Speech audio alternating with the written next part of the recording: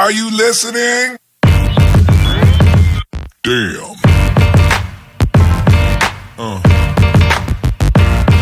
Yeah. Yeah. What's up, everybody? Welcome into the Run and Wrestling Podcast. I am your host, Big Mike, and I am joined, as always, by my boy, Sped. What's going on, Sped? Man, getting over the sickness, but freezing my butt off. It's cold in Pennsylvania. How you doing? I'm doing well because it's not as cold here in Alabama. We were at a balmy 70 degrees today. Actually had to turn the heat off, so it didn't get too hot. Yeah, not too bad.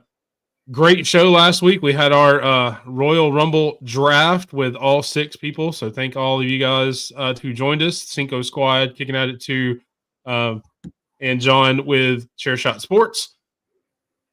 We all heard a little rumor that somebody may be without a co-host. Apparently somebody didn't take their loss too well and decided to take a week off. So we actually have someone from the Kicking At It 2 podcast, Michael, who is without Tori this week. We asked him to join us because since we got rid of his co-host, we could have had to bring him in. What's going on, Michael? How are you doing today?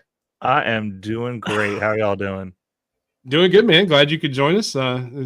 Sorry we ran your co-host off. Hopefully we find her and get her back for you at least next week. Yeah. She saw me and was like, no! No. And she was the talent of the show. So, I mean, that's by her standards. I'm not saying that. That's what the streets are saying. No, seriously, she her daughter and her wife are off doing some fun stuff in San Fran. So Heck yeah, have fun. Yeah, day off, you guys. Yeah, we're joking about hope to come in. So glad to be. Yeah, and to be fair, and true behind the scenes, we weren't sure Sped was going to make it because there's some weather issues going up there, like you said, some ice storms and stuff. So there was a chance it would have just been me and Michael. I've been under the weather, so it's good having 2 other people. Sped's been under the weather, so the more people this week, the better. Having some backup in. Plus, obviously, Michael needed the help with Tori on vacation. We hope you're enjoying your vacation, Tori. If you're watching this, it's all jokes. We love you. Hope you're having a great time with your family. Come back safe and enjoy, and then come back and embarrass Michael some more. So she does. We will get into our show tonight. Start out as we always do every week with Lady Alpha's comment. Welcome to the Run and Wrestling Podcast, your home for all things wrestling, hate-free and genre-free. Please join the discussion. Don't forget to like and subscribe. Currently, we are at 131 subscribers. We are well on our way to the 200 goal by Wrestlemania. That is what we're trying to hit. So please, if you're seeing this, enjoy what you see. Tell a friend. If you don't like it, tell a friend. Tell them to check us out, see if they like it or not. I mean, not everybody likes the same stuff, as we'll talk about later on in the show. Mm-hmm. That's true. Jonathan, we appreciate you coming in. Have a great show. We appreciate it. I hope you enjoy it as well. But yeah, big week in wrestling. I know, Michael, you and I kind of talked on Monday or Sunday or Saturday, one of those days. We talked about the Royal Rumble post show. We kind of gave our thoughts on it, but nobody's really heard Sped. So I'm going to give you a second, Sped, to kind of talk about what you thought about the Royal Rumble overall, since you haven't had a chance to speak publicly. I liked it. I liked every single second of it. I know everybody was complaining about that tag team title match. Stop it. Okay? Those guys put on a show. All right? MCMG, DIY, those 2 put it on. All right? I've always told you guys, respect MCMG, man. Those guys know what they're doing. And then KO versus Cody. Man, that was nuts. All right, time out. Who the hell throws a person, Alabama Slam, through a ladder like that? His neck, you guys see how he folded on his head, right? He looked like, what they call it on Ridiculousness? Lawn chair, where his body folds over his head like that. He lawn chaired, Mm-hmm. So, overall, not been that way. No, but the fact that myself, we don't bend like that. Yeah, I'm with you. God, when he did that, I looked at my wife. I was like, I hope he's not hurt for real. Like that. That made me hurt. But no, I thought it was all in all great. Like I told you on text, I was kind of happy that I got half of the final 6 in. With Bailey, Roxy, and Nikki Bella. I was happy with that, having those 3 there. But it sucked only having 1 bloody person in the men's Royal Rumble. That crap sucked. Where the hell was Randy and Carrion and Oba? We'll get to that part. I just wanted you to talk about the Rumble itself. We'll get to what happened in the fantasy draft. Oh, yeah, that's right. I forgot we didn't do that yet. We will. We'll throw up a comment from Davey Dots. What's going on, man? I agree. I think we all expected a lot more than we did. And to be fair, the people who thought it was a really good match knew it was a really good match from down the street because you could hear every bump from down the street because the crowd was dead silent the entire match. Dead. They could hear the match down the street, so they knew what was going on. But definitely, I think that's a lot of things. We talked about it on the post show. I was talking about how we were disappointed about Nikki Bella coming in third, and that's nothing against Nikki Bella. She's one of the legends, future Hall of Famer. I don't think she's in there yet. But her and her sister are going to be in the Hall of Fame for the period of wrestling they were in, where they changed wrestling. Not them, but the generation. Mm-hmm. But we had all built it up to be, well, it's got to be Becky, or it's got to be AJ Lee, or even it's got to be Jade with everything because Bianca and them are still in the match. And then Nikki Bella comes out and it's like, oh, it's Nikki Bella. Am I the only one who was excited though? Like, I was actually excited to see Nikki Bella in the ring. Did you see Did you see the shot of the sphere that they had the special audience for? Yes, you were the only one excited. I know. They were going to be cool and show that. I think people were excited, but it reminded me of like when John Cena came back from that injury during that Royal Rumble. Because everybody was like, yeah, it's John. Oh, wait, shit. No, we hate him. Why? I remember that. True. Yeah. Initial, like, wait a minute. Yeah. Oh, damn, it's him. Yeah. To me, it's more like Rey Mysterio a few years back when everybody was expecting Daniel Bryan and you get Rey Mysterio instead. And it's like, well, we love Rey Mysterio. That so what do we crickets on that one. Oh, my God. Yeah, we don't really want to boo Rey because we love Rey, just like we love Nikki, but we're like, but we were expecting so much more. No, I get what you're saying. I do. But we will get into the week in wrestling. We will talk some about the Royal Rumble as we go, Mike. I'm not just ignoring you. Obviously, like I said, we got our public takes out, so I wanted him to have a chance. But we will go through like we always do. We're doing it like that right now. So you see all three of us. We have our slideshow, and Sped brought it up. So obviously, we've got to talk about it. We did have a fantasy draft where we all picked teams, us and the three other people. And I don't remember. I know we did the results show on Sunday with me and John. I don't remember who won. There's a slide. That's right. Yeah. I won. Oh, goodness. Which makes me not only the WWE king of the run-in, it also makes me the emperor of the run-in. And for those new to the show who don't know what the emperor of the run-in, it means I hold all available titles for the run-in. The AEW crown, the WWE crown, and the NXT crown, which means I get this cool red trophy that says the Emperor of the Run-In. It's got my name down there. It's mine. You can't take it away. So, all hail Emperor Mike. I'll take all praise. And if you want to kiss the ring, I'm sure we can figure that out. I know everybody's kind of well away, but what were your takeaways from your teams? Thank you. I appreciate it. Yeah, no, dude, for real, Cookie. I said it when you won it. Congratulations. You deserve that. But I will be taking that NXT title at Vengeance here soon. And that's what I was thinking. And wait, when's AEW? I know you started to talk about it. So, and I'll get Mike will go after. Give me an assessment of your team, how they did. Kind of go over who you had and let everybody know kind of what you did as far as. All right, listen. This is the men's side. All right, I had John Cena. All right, and he lasted to the final two. That's it. That was it. That's the only one that showed up. All right, I picked John Cena, Randy Orton, Karrion Kross, Oba Femi, and who was the last one? He didn't show up either. It doesn't matter. It doesn't matter. So either way, boom. Actually, it doesn't matter who you pick. It doesn't matter. Sped, you stupid Aleister Black. But on the other hand, which was probably the worst one of all because we all knew he wasn't going to. I knew he wasn't going to come in anyway. But I thought I had enough freaking with John and Randy at least to do something. But okay. But on the women's side, I had Bayley, Roxy, Zoe, Bella, and Gail Kim. Look, Gail Kim was just a freaking long shot for me. All right, that was the one I was like, you know what? I'm throwing a dart at the wall and just hope to God it lands on someone's name. Okay, and that's what happened. But the women's side did great. But like I told you off air, Roxy and John Cena were the final two on both sides. So I was pretty happy I went down swinging. Yeah. Michael, what did you think about your team and kind of how it turned out? Well, I talked about it a little bit when we did the recap. The sped wasn't there for it, but after looking at it, I'm a little more salty now because I thought like I was just swinging for the fences with people that were supposed to be there.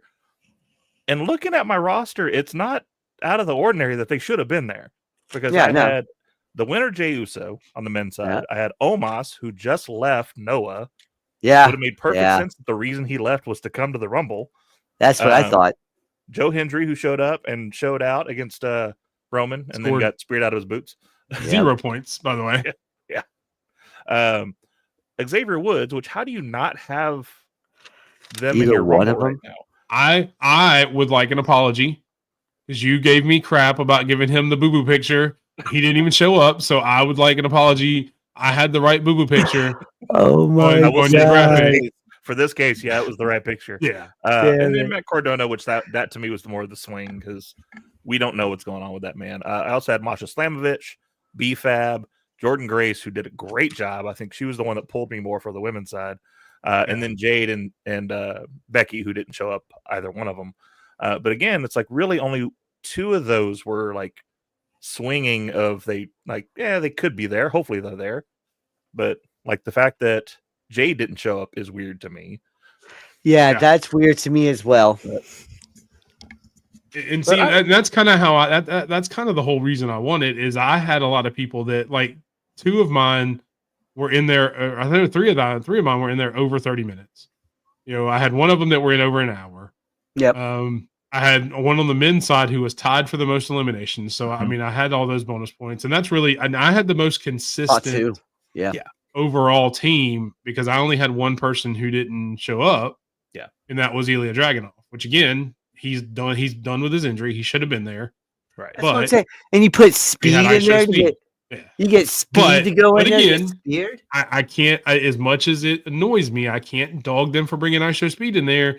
Because look at the clicks that it got that nobody would ever know, and who tuned in to watch Raw on Monday who wouldn't have normally because they saw ISO Speed lose his life. Well, there's the guy that does the Sonic Ring stuff on Twitter, and that was the first one he did was that because that crap was hilarious. That crap was funny. Like he won't die. A couple of people on the show before we go on. Herbie coming in the show from the Herb and Raj podcast, who sent me not necessarily a congratulatory gift, but it did come at the right time. He sent me this brand new KO shirt, who I have displayed here. Kevin Owens, obviously my favorite wrestler. I've talked about it here. Herb is a good friend of mine. He gifted me that, so I appreciate it, Herb. Thank you very much. I love it. So it will be on as many shows as possible. I will find a better way to hang it up, just so it's better on there. Herb, let me come on to talk spring football. Let me talk spring football with you. Yeah. And as you heard Sped allude to, you can catch Herb on the Herb and Raj podcast Tuesday nights at 8:00. I think Michael was a guest in there in the comments last week. So hopefully you enjoyed the show. Hopefully you'll stick in there. I know they subbed to your channel as well if they didn't already. They said they were going to. So bringing everybody together, man, that's what we do. But we will go through and get this off the screen there so everybody else can quit looking at it. Talking about the week in wrestling. We've talked enough about the Rumble. It is time to be on the road to WrestleMania. As you see on the thumbnail there, we are on the road, on the way. Next up is Elimination Chamber. Started off with Monday Night Raw. And then, of course, you can't start without the winner, Jey Uso, coming out. Maybe the craziest pop I've seen of Jey Uso's, congratulating him on the win.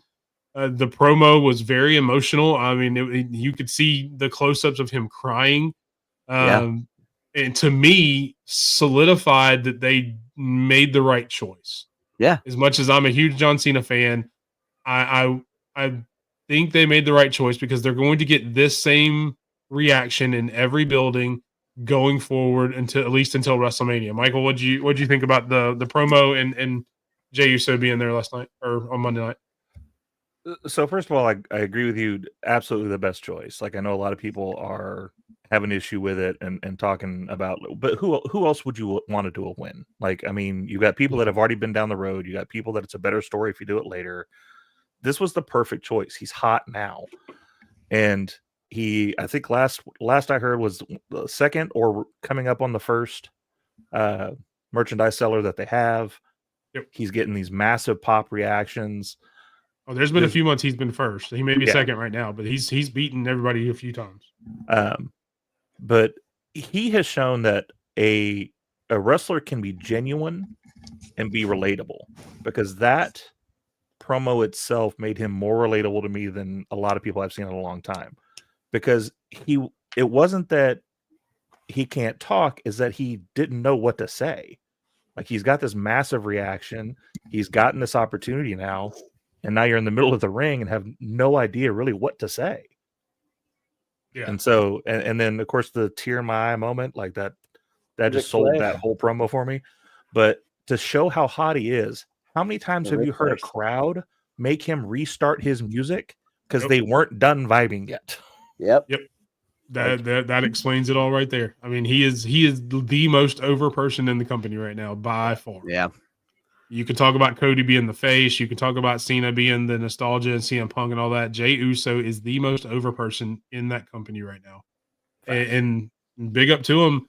And Sped, I'll let you go. But I mean, just making the point, everybody's complaining about it. But every year when the same people win, they even said it when Charlotte Flair won. Why is it always Charlotte Flair? Why is it always the same three people? Why is it always Roman? Why is it always John? Why is it always this? Well, we gave you somebody different. Yeah. I'm sorry you didn't like this. The person that was different that was picked. Yeah, we gave you somebody different. I mean, we want asking for different people. Person. Yeah, exactly. Quit asking for somebody different, and then when we give you somebody different, but no, not that different person. But Sped, what'd you think about the promo and what happened with him on Monday night? No, I agree with what Michael said. But yeah, I know it's going to be confusing for you. I know I had to say Michael on that one. But what I was going to say is when someone's more over than Cody, when a kid texts you after Jey Uso won the Royal Rumble and goes, "It's about time I get to see my favorite wrestler win the big one," and I was like, "Oh damn!" And that was my son. It's about time. It's what he said. It's about time I get to see my favorite wrestler win the big one. And I was like, yeah, this guy's definitely over more than Cody is, because my son got the Cody Rhodes stuff. He's got the championship, everything, but he wants to yeet. He wants the glasses. He wants the hands. He wants everything like that. He wants everything to say yeet on it. He don't care if it's pink. He wants it to say yeet. So it doesn't matter. You guys are right. This dude's been number one on merch sales for a while now, and the right man won. It's about time he's getting his flowers. He's the first guy to pin Roman in 4 years. He's the first guy to knock Gunther down a notch without actually winning the title. He put Braun Breaker to the limit, and he and everything else. I'm just saying, it's about damn time for him. So one word answer, then we'll move on to the next topic. Cody or Gunther? It's Gunther. It's got to be Michael? Gunther. Okay. I agree. The story says Gunther, but I've heard some rumors that Cody may be a possibility too. So I figured I'd get you guys' opinions on it. If they do that, that's because Cody beat down Roman so bad that Roman's never coming back. You mean Seth beat down Roman so bad? Oh no, I'm saying if they did Cody versus Jey, you're gonna have to beat down Roman really bad. I don't know if you've got the slide for that. They had that. There's that rumor out there that Roman may not be ready for WrestleMania because of whatever's going on with him. So yeah, Seth may have put him out, and that may be the angle they go through WrestleMania there. That'd be good. We'll see. All right, next up, the newest transfer over to Monday Night Raw, the phenomenal AJ Styles, who made his return at the Royal Rumble. My main question on this is who's left on SmackDown now? What do you? So, in the main thing, where does AJ Styles fit in, and who is his first feud on Monday Night Raw? Sped? All right. Well, I did see this one earlier that said, does AJ Styles deserve another world title opportunity, another run with it? And if it's the world heavyweight title, give it to him. Let him have a little run, but not until after Jay's done in SummerSlam or Survivor Series. Let Jay have his little run. But I would say Omos is back. Why don't you run it back with those two in the tag team division? Okay. Michael, what do you think? What do you think he'll do first? I think he will piddle around in the middle to high card until John Cena is ready for him, and then I think we get a him and John Cena run. Just that'd be beautiful. Kind of do that one more time before John's done. Okay. I actually think, and as much as I hate to say that AJ Styles could be fodder, I think he is a good opponent for Elimination Chamber for a Braun Breaker to make Braun Breaker look even tougher. I've talked about it a few times. I think Sheamus gets a rematch at WrestleMania where he wins the Intercontinental title finally. Yeah.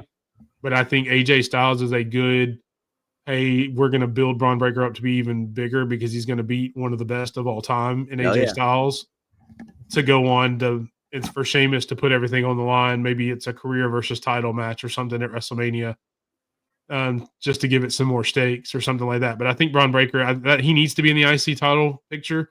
He needs to be an A title picture, period. I don't know that it fits with Gunther, especially if you're going to do Jay there. But I definitely think Braun Breaker is the perfect place for him to go. I like that. I do. That'd be a good one. All right. Next up, Charlotte Flair comes in, just like Jey Uso did earlier, not to necessarily the same pop. Couldn't really finish her promo. She tried to start out as a babyface and then got booed really bad and then said, you know what, screw it. We're going to go back to Charlotte Flair and be Charlotte Flair again. First off, it's, and I want your opinions on this. How crazy is it, the different positions in the crowd excitement for the different Royal Rumble winners in the building? You've got Jey Uso, who we just talked about, crazy over, everybody chanting. Charlotte Flair comes out, and then it's like, yeah, whatever. Why do you think that is, Michael? I think it's what we've talked about of people aren't happy because it's the same person. You know, it's Charlotte Flair. She just came back. Of course, we pushed her to the main event. But you know, we had this little bit of talk on the wrap up, and we got to see how the story plays out. We got to see where it's going to go because I don't think she's here to win the title. I did get a little scared with her and face to face with Rhea because that does kind of lead us back down that road, and I don't want it. But I think that's all it is. But that's the other thing is that, you know, she came in, and I know the mindset probably was, well, she came back from an injury. Of course, she's going to come back as a babyface because we all think of like when Triple H came back, most dastardly heel in the business, but came back from that tear quad, and everybody lost their shit for him. Oh, yeah. Surely she's going to come back as a face. Kudos on her for flipping on that wheel as soon as it happened. It's like, all right, these people are not buying it. So let me go back to just being Charlotte Flair. Oh, yeah. Well, this is what I told you weeks ago. I've always thought it was a passing of the torch. Charlotte was going to win to face Tiffany, and it was like a passing of a torch at WrestleMania. I don't think she's winning the title at WrestleMania. I don't, personally. You know, you just put the title on Tiffy. If you're going to take it off of her at WrestleMania for Charlotte, then yes, you're proving everyone right that this was a bad win, you know. But if you do it that way, hey, we're passing the torch. Like I said, Roxy and Bailey, that's the passing right there. If you had Becky here, it was Lyra. You know, Mercedes could have some Jordan, Kalani Jordan. Just throwing it out there. I'm just throwing names out there on that one. You know, but I'm just saying, you know, I feel like this is a passing of the torch. And I did say if she faces Rhea, she's beating Rhea because she, you know, she's the one that puts Rhea in her place. You know? Okay. So speaking of, we all think she's going to pick Tiffany. Obviously, we've all mentioned that publicly. So later on in the night, we start our elimination chamber because we need to find a new, fresh opponent for Rhea Ripley at WrestleMania. Something new, something exciting. And the first person that enters the elimination chamber is Liv Morgan. Why? Right call, wrong call, Michael? I think a little column A, a little column B. And the reason I say that is because I think we're going to get Io Rhea before WrestleMania. Like she may do that as at Elimination Chamber for the title because her screwing up. Like, I'm sorry, that. I messed up. I took your option away. So now here, come face me and we'll do this. And it gives her something to do between now and Elimination Chamber. And we can get it. Liv's a high product name. her being in the Elimination Chamber makes sense. Yes. Yep. I thoroughly don't think she's going to win it, and I No. really hope she doesn't win it because we need that to be done. We're Yes. done with that rivalry for now. Yeah, and Sped Lady Alpha said to your comment, she feels like between Jay and John, Jay winning the Rumble was more of a kind of a passing the torch because Oh yeah, no, John Cena yeah. was that guy for a minute. For years. Yeah, no, I agree with that. Until the crowd turned on him. You know, the famous quote, "You can live to sell you're a hero long enough to either die or see yourself become the villain," kind of thing. Yep. To the crowd. But yeah, I don't want to see Liv and Rhea again. Well, would it help you to know that Liv and Raquel might be women's tag team champions soon? Yeah, that I agree with Michael on this one. As long as it's not Liv and Rhea at WrestleMania, that's all. Well, I don't want it. Yeah, I don't think anybody wants to Liv and Rhea, man. That right there is just it's wrong. But I do agree with Michael on this one. I think Liv, yes, she's got that star power behind her. So you want to throw, in Elimination Chamber, you want to throw star power in there, And Liv's been in a couple Chambers matches before, right? She's done well. Yeah, that's what I'm saying. Yeah, Io, you're right. Yeah, I would like to see. You've already lost Asuka for a little bit because of injury, and then what was going on with the fans and stuff. And then you lost Kyrie because of injury, and then you lost Dakota again due to injury. Probably time to start saving Io a little bit. Yeah, like just save her body a little bit. Keep her out of that chamber. No, and I think I agree with Stampede on that. I don't think they're going to be anywhere near each other at Mania, and I'm hoping that we get something really good with this one, though. I don't know who she's going to face. And I'll stop to say, what's up, Stampede? I will put your original comment up where you said hello to me and Dom Mysterio Jr. Hey, hold on. I'm older than him. I'm senior. It doesn't matter. Hold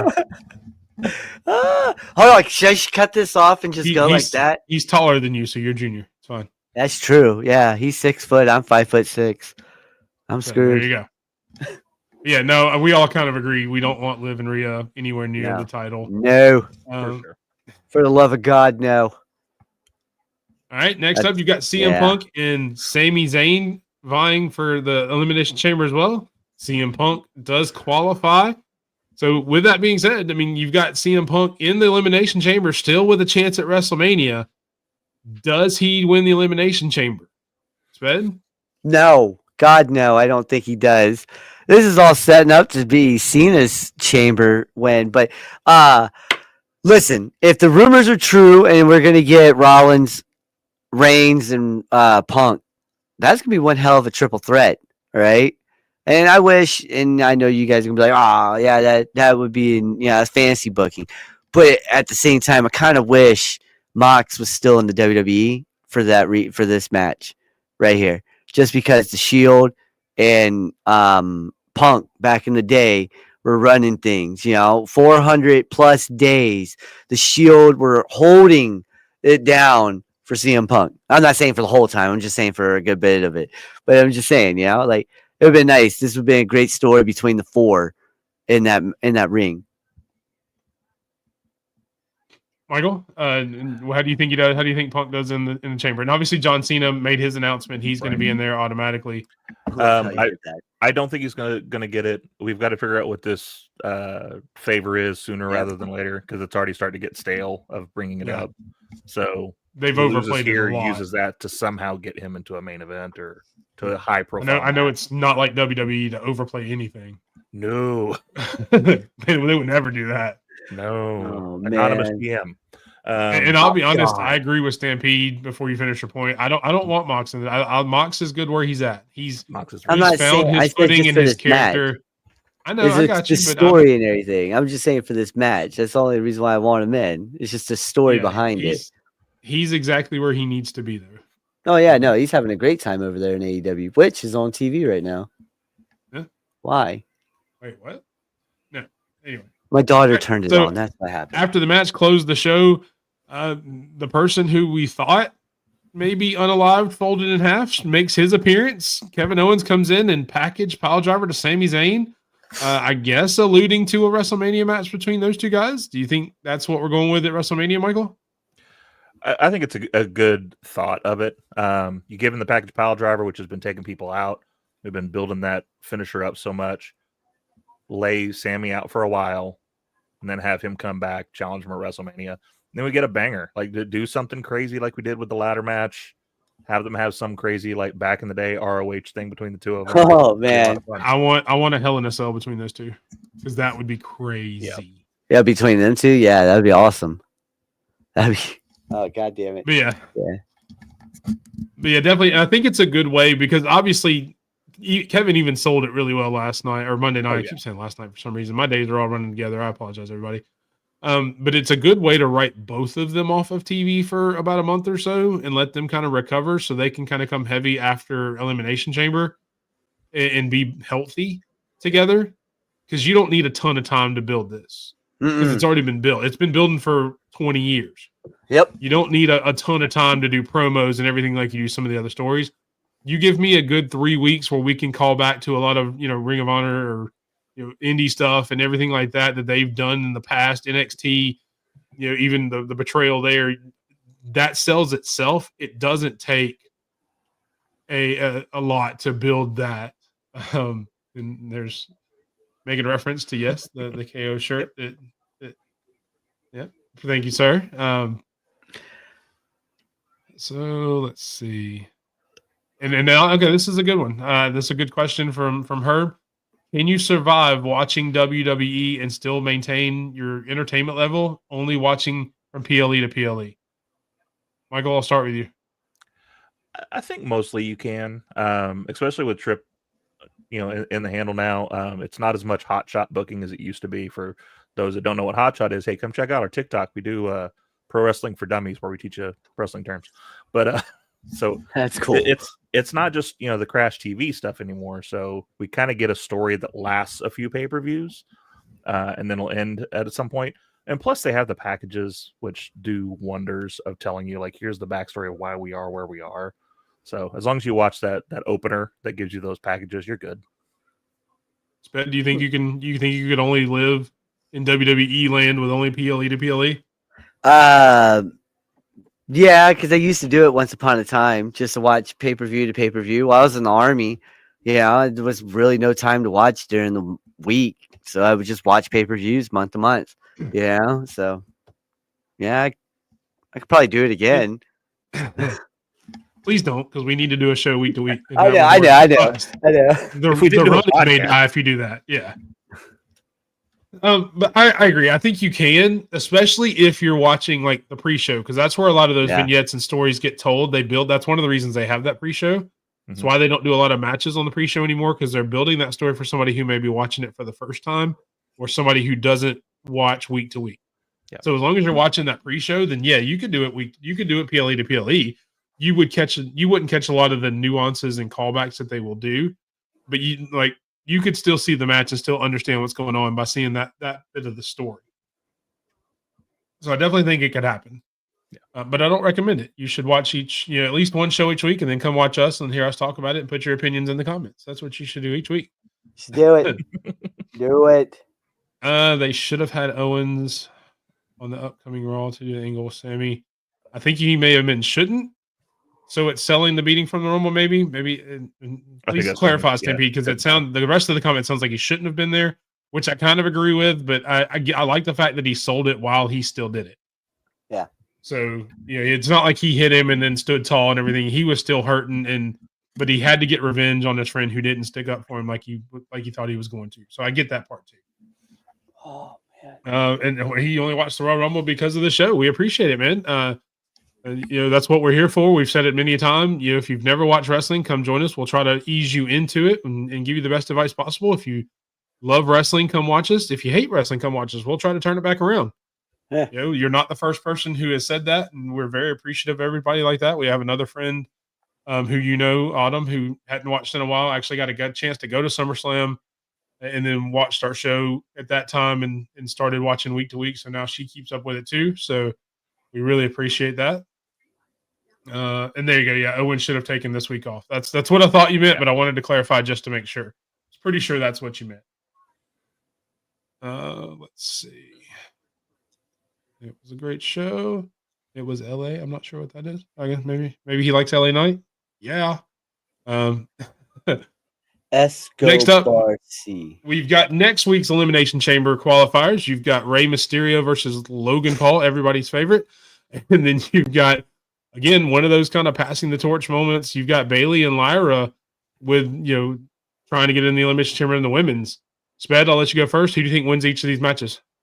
Logan Paul and Lyra Valkyria. Because Logan, you know how he is. Everybody wants to watch that dude just jump off the cage and fall face first onto the side.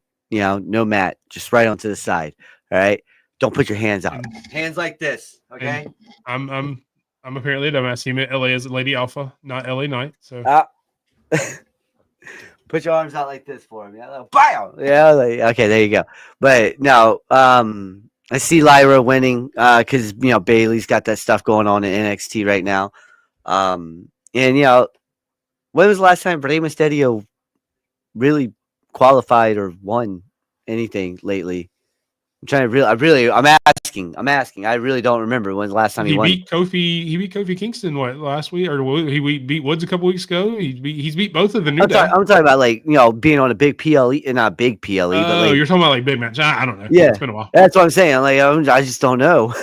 That's why I'm going with Logan. And I don't like Michael, these freaking ratings. What is up with that? How's Logan better than Ray? Who knows? I mean, they've got to put him in there just because he's.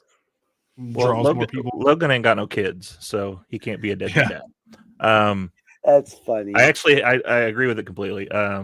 Logan Paul makes all the sense in the world. He's the golden goose as far as advertisement because they're making a ton of money off that. Oh, big time. But plus, people hate him because he's so damn good. So why not put him in there for the heat? And he's going to do some crazy stuff in that chamber. He did in the last one. Did a lot of great spots, and there was that massive RKO spot out of nowhere where he just played it off perfectly. So it makes sense to have him in there. And Rey Mysterio's wasting away in LWO land. Yeah, I can't stand it. Bayley's going to get distracted, or is there going to be some shenanigans because of Roxanne? So she'll lose that match, which makes me sad. I'd rather see her in the chamber than Lyra myself. Yes. But yes. I would too. Don't get it wrong. I like Lyra. All right. But it's just. Yeah, but Bayley. Next week, Monday Night Raw, WWE is going to be the most WWE show ever because I think there's going to be interference in both of these matches. I think you get the New Day interfering with Rey Mysterio. They've already built a lot of that up. So Logan Paul wins. I think Roxy will come in, or Cora, since she's got a match with Cora also. One of those will come in and interfere in Bayley's match and cost her. So Lyra will. I wish Bayley would because I agree more with what Stampede said, more than just wanting to see Bayley in the chamber. I want to see Lyra defend her belt. I would love to see Lyra hasn't that. defended it at all. At least, Chelsea Green, I know she's had it longer, but she's had a couple of defenses. They've all been mentioned, but there's at least been multiple. But it's okay. Yeah, I mean, at least it's multiple matches against the same person. Lyra hasn't had a chance to defend it, and the Intercontinental title historically is the workhorse title. It's the one you want to see defended more, even more than the U.S. title. You want to see it in those longer, and we talked about it before the title was even done. That's one of the things I picked Lyra instead of Dakota because she can do longer matches. She can do matches every week. You don't have to worry about her getting hurt. Unfortunately, Dakota guy that kind of came to fruition, but now you're just having her do everything else. So hopefully Bayley wins. Not to mention Bayley may be tired because I think she's on every TV show, not just WWE Raw, because she's in the NBA All-Star game now. Or All-Star Celebrity game now. She's doing everything, man. But maybe they do swerve us and put her in the chamber since she's everywhere else. I hope so. All right, that is everything we had for Monday Night Raw. Michael, was there anything else that caught your eye from Raw that we didn't talk about that you can think of, or do you want to save it? I know you've got your 3 count coming up later. I don't know one of the things is in the 3 count. I do want to say, just if you have to watch anything and you haven't watched Raw, watch the opening, watch the closing. We already talked about how great Jay was in the opening, so I'm going to leave that alone. But that match between Sammy and Punk was absolutely amazing. Music, Go and watch that if you haven't watched Raw. And you can say that about a lot of Raws, especially since the Netflix era. There's 3 things you've got to watch every week. It's the open, the close, and Penta. Those are the 3 segments that you need to watch every week to be the most entertained. The open, the close, and Penta. Yeah. So, Yep. Spad, anything that you didn't put on there on the slideshow, which thank you for doing the slideshow. It looks great. And Oh, you're good. anything that you missed that you want to add? Here's your moment that Big Mike loves. Dom going face to face with Finn. No. I enjoyed that one when he was like, "You messing up." He's like, "Whoa, whoa, whoa!" And you get up in there, like, "All right, Dom, kick his ass. Do it now." Yeah. So no, I enjoyed that. Dom's character work is getting way better. People are starting to notice the kids actually what I've been saying really good for the last 2 years. Hey, thank you. There it is. But yeah, no, that's that part. I didn't put it in the slides because I figured you were gonna ask, and I was like, you know what? I'm just gonna say it. We're gonna have a little Speds ODM to ODE to Dom. So, Stampede, I want to put your comment up, but I want to know what company it's from so I can let the people know where to go. So tell me what company it is, and I'll put both comments up because definitely if you're giving out match suggestions, I would love to do that, but I want to be able to tell them what company it's for. So if you'll put that up there in the comments, I will put both of them up. Nope, there we go. So he says, make sure you go watch those two guys. I'm not going to try to butcher the second guy's name because I'm sick and my voice is already a little messed up. El Desperado. Fujita. I can pronounce Fujita. El Desperado and Fujita. And they are in New Japan Pro Wrestling. So if you want to see a match outside the WWE, that is one of the great things about Stampede being on our show every week in the comments is he always gives us stuff outside of the WWE that we can go watch to kind of open our eyes to other wrestling products around the world. So thank you there. Again, that's Desperado and Fujita from New Japan Pro Wrestling from January 4th. Go watch it. And then shoot him a DM. It's David Rober 7034, maybe. I may have those numbers wrong, and put it up there, and I'll remind everybody. Go tell him what you thought about it. He does match ratings for all these things. He spends a lot of time doing a lot of stuff for everybody on Twitter and kind of rating stuff so you know what to go look for. So moving on to SmackDown, and we're going to be completely honest. I've asked over Twitter a couple of times. They have literally 0 matches announced for tomorrow night, so we have 0 clue what's going on. Last week's show, pretty much all they did was lead into the Royal Rumble, so there's not going to be a whole lot of SmackDown. The one big story that we do have is it was announced that Alexa Bliss is apparently going to be part of SmackDown. She will join her Wyatt 6 companions there, or we think it's going to be the Wyatt 6 companions, but I'll kind of ask the same thing I did with AJ, and since I went with Mike first on that one, I'll go with you first, Sped. What does she join this Wyatt 6, or what does Alexa do on SmackDown? I honestly don't know. I know they were like, we don't want her to join them, but now they're like, oh, let's let her join them. Honestly, can we just let her go back to the 5 foot of Fury? Like a little goddess, mode that she was in. She did like take her back to Braun, right? Yeah. But she could definitely fit in the mid card. She could fit in the championship. Don't get it twisted. WWE Women's Champion. She can get that, but I think she could elevate the mid card and then get back into anytime they need her back into the WWE Championship picture. So hopefully she gets into the mid card US title match and we can see that title around her. That'd be a nice title around her waist. That'd be beautiful, another little trophy in her case. That'd be dope. Yeah. Michael, what do you think she goes after first? It's weird doing this kind of gig is kind of bad because we see some of the behind the scenes stuff. We see some of the rumor stuff just because we want to stay apprised of what's going on. And so it is kind of hard to tell what she's going to do. To me, the only thing that makes sense is her going with the Wyatts because we got Bo out. So what happened? Kind of stepping into that role makes sense. And then he comes back and it starts some issue between them. But I mean, that's the only thing that makes sense to me. Yeah, I mean, I would love for her to go again, and I'm kind of, rinse and repeat kind of thing like I did with AJ Styles. I would love to see her come in, even if it's part of the Wyatt 6. I think with the whole Chelsea Green storyline, where her and Piper are starting to have some cracks, maybe they break up, and then they can kind of go after her kind of the same way they did after Chad Gable, except it's Alexa going after the U.S. title. I think that would be a really good program. No matter who wins, you could even have Chelsea Green kind of eke that out and have new security with somebody else coming in or something like that. You could do a couple of different things that way. But to me, that seems like the best place to put her because obviously, again, we've talked about a ton of movement in the main event scene where I don't know that there's a whole lot of room for her, and it doesn't really necessarily make sense for her to go against Tiffany. Yes, you're right. But that mid card scene with Chelsea Green, who can play that heel the same way Chad Gable did, very similar character because Chad Gable's funny too. I think that's the best place for her to go. So I like it. And the Wyatt Six has been booked like a game of Boggle. And considering I don't know how to play Boggle, I've heard of the game, but that sounds perfect. Yeah. I don't think I could argue. And since there are no qualifying matches that have been announced, but we're pretty sure there are going to be some, that's our next question is give me two people, because obviously we think it's going to be 3 and 3, and John Cena's taken up one of those, so we think it'll be 3 from Raw. Give me a couple of SmackDown people, men and women, who you want to be in the Elimination Chamber. We'll go with Michael first. Give me LA Knight and Fatu. Damn, I dude. think those two from SmackDown would make all the sense in the world. I like that. Hey, that'd be nice. No, I ain't even gonna What about lie. your- That'd be nice. What about your women? All right, you go ahead with your men, Sped, and then we'll switch it up. Oh with no, the no, women's no, no, no. together. Go ahead. I want to do it. Dude, give me your two men, and then we'll do all the women, all 4 women together too. So I'll keep it all. Damian Priest and Andrade. Give me those two. I would love to see Andrade in this one. Okay.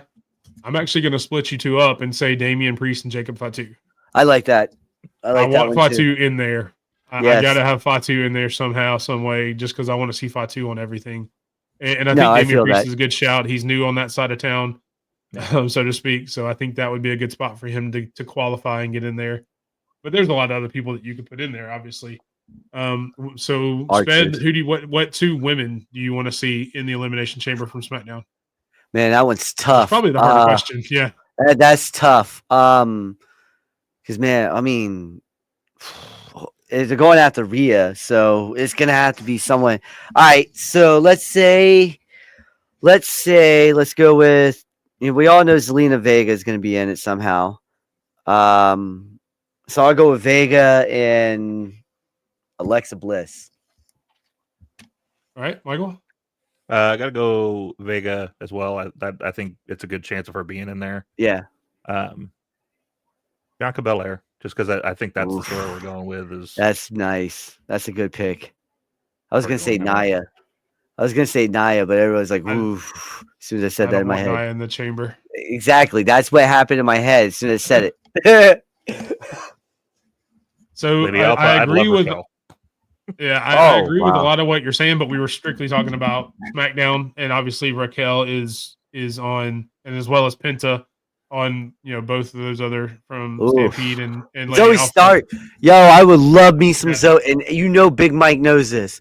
I love me some Zoe Stark. All right, you talk about Zoe Stark in there. I listen. She's in there at all. That's my pick. So I will say I actually want Michin in there. I think she's done that'd really be a well good with the one. U.S. title stuff. So I'd like to have her part of that. She can bring some of that hardcore into it. She She's can. put into a few of her matches last year in NXT and in SmackDown. I wouldn't mind. I mean, I get Vega's just come over too, so I could see Zelina. I would, honestly kind of I'd rather have Zoe or something like that. Maybe bring one of those over, or maybe you bring all 3 of the PFC over from Raw, because there's still, obviously, we can make the announcements. The transfer portal may be closed, but we haven't announced who signed with SmackDown yet. So there still could be a surprise. Maybe that's the PFC, and then they join. And one of them, obviously, my favorite is Shayna Baszler, as I've talked about before. I would love to see Shayna Baszler in there. I feel that. But if they've got to be somebody on SmackDown right now, shout out to BFAB. BFAB's been doing some good work. Yes. Great. AJ Francis. She could have that. She could have that Tiffany Stratton kind of deal where she's new, the first chamber she's ever done, kind of come show out, and then springboard off of that. Yep. I don't know that that'll happen, but I think that would be a good shout. So I'm going to say that'd be BFAB. beautiful. Yeah, that'd be beautiful. AJ Francis has been telling everyone on Twitter for a while now. Watch BFAB. Watch BFAB. Nobody's listening to him, and look what happened. Mm-hmm. And Lady Alpha actually meant Sonya. Ah. She got mixed up because of the hair. It's okay. Look, a lot of people get the PFC mixed up because there's not a whole lot to distinguish between all of them. I just think private first class when I hear PFC, though. Yeah. And this has definitely been true in the past. The draft and the brand split is about as big of a myth as Bigfoot. I do like the twist they've put on it by adding the transfer window. One, for us sports fans, it does bring in some other sports because we have the transfer portal. You've got it over in soccer. We also have it in college football. Yeah. So it brings a little bit of that realism to it, but it also gives them a reason. Yeah. So they had an opening and a closing. Now, if they start doing it now, then it's just going to be crazy. Only Jay and Charlotte should go back and forth. Of course, Kevin Owens does whatever Kevin Owens wants because nobody can tell Kevin Owens what to do, and nobody puts him in the corner. Except I did. I put his shirt in the corner right there. Yeah, there should be very, very few exceptions. So yeah, he made a corner out of the ladder because it went. Yeah. Oh my god. All right, and I would ask what if there's anything else from SmackDown, but I know there's not. So we're going to move straight on to AEW Dynamite. Or the transporter like Star Trek. I am a big Trekkie fan. I'm a huge nerd for a lot of things. Sports, science fiction, you name it, comic books. We all got to talk more because I'm learning more stuff between the pre-show and now. We're all just the same person. Oh, yeah, no, it's 100%, yeah. All right, going on with AEW Dynamite. First up, we will talk about the performance of a lifetime again. Toni Storm coming in as Mariah May. I will go last talking about from what they said. I heard the internet say it was, so I'm going to believe that. And I saw them standing next to each other. So either Mariah May has a twin sister we never knew about, or it was Toni Storm. So I will actually go last on this because I have to do something special for something I've said before. So Sped, I will let you go over not only the match but the performance and kind of the face-to-face afterwards. I gotta go over the match. Damn it. You don't have to give play-by-play to the match. Just did you like the match, and then I thought all this was awesome. Okay, I thought all this was awesome. I thought how easy that is. I thought she deserves an Oscar or whatever, the Emmys, whatever. Give her one, all right? Because this right here was better than anything I've ever seen at Comic-Con. All right, I'm telling you. And then the guy behind, I can't get over that picture. She's got her finger in her mouth and Sting. Yeah, he's just like, yeah. I love it. All right, it was great picture. All right, but no, the only thing that would have made that better if that guy was playing like the Joker Sting and he had like the Joker face in the back. That would have made it. That would have been amazing. But yeah, no, I found this right here was like, yes, yes, there you go. Michael, what do you think of the segment? I think the segment was great. I do want to say one thing about the match before we do. Queen Aminata, much like we were talking about B-Fab, keep watching her. She's getting so good. And that hard-ass kick she does when they're trapped between the ropes there, that needs to happen every single match because it just looks so devastating every time she does it. The segment was awesome. I mean, Toni Storm is just a national treasure. The only thing I've seen anybody complain about this at all has been the color of the extensions, which I think that's kind of the point. You're making it campy and silly. Yeah. I even thought like a canon way to think about it in your head is, remember, she thinks everything's black and white. Yep. So it's not like she knew what the colors were anyway, if you go with that idea of it. But it was so good. But much like Stampede said, it made me think of like the going back to she used to cosplay as Toni Storm all the time. Now you've got her cosplaying as Mariah May. Made perfect sense. Oh yeah, that was great. And before I get into my my thoughts, I will do. Yes, you're 100% right, Herb. It is hilarious, and then to take a line, and I can't remember. I apologize, I can't remember the line word for word, but essentially it's like running miles and never getting anywhere. Something that got brought up on your show on Tuesday. I don't remember the exact line, so I know you wrote it down. If you can put that in there. About running for miles and miles and never moving an inch or never getting anywhere. It's kind of like that. And if I'd have known this was going to happen, I would have written that line down, and I should have. But you very much like that. Greens, I don't know. But. Yeah. Oh yeah. Yeah. But okay. So I thought this segment was some of the best character work in all of not only women's wrestling but wrestling in general. Over the past. I couldn't tell you how many years. And here's where I'm glad Stampede's in here because him and I actually got into a discussion and I put it on Twitter right after the reveal of Timeless Toni Storm a couple weeks ago. I said it missed the mark for me. And I'm here to tell you right now on January or February 6th, I was wrong. I can say that wholeheartedly after watching that segment last night. They did it right. I'm glad they did that so they can do this in the buildup. It adds to the buildup of the match. Her, like you said, coming a full 180, playing Mariah May after Mariah May played Toni Storm there. It shows all of that. It builds that story. So again, I'm not someone who is scared to say I was wrong. And so I apologize to anybody who called me out. And I was like, no, it just doesn't hit it for me. This is why you let the story play out. I was completely wrong. It's perfect. I'm back on the train of this match being in this feud being one of the best feuds in all of wrestling over the past 2 years. You can have the bloodline. You can have all that. This has been one of the best storylines in all of wrestling over the past couple of years. No, and that just solidified it even more last night. I can actually say last night now instead of Monday night because this was actually last night. So thank you, Stampede, for calling me out and not necessarily calling me out, but telling me I was, that it really does to keep watching the story. I did not do that, and I appreciate you guys keeping me straight. All right, moving on. Oh, and so hold on. Here we go. You run too long in one spot. That's exactly what it feels like trying to keep. I go in a circle. Okay, most people would say. So there's another one like it's trying to like herding cats kind of thing. So that's a good one too that I know is there. I've seen Mike be wrong like 3 times ever. To be fair, you've only known me like a year or two, so that tracks because I'm wrong a lot. Next up, Ricochet and Swerve one-on-one match. Ricochet comes out with the win pretty decisively, as a matter of fact. I only got to see highlights of the match because I was doing some other stuff. Michael, what did you think about the match and kind of the fallout from that? I think it was a great coming out party for this character for Ricochet.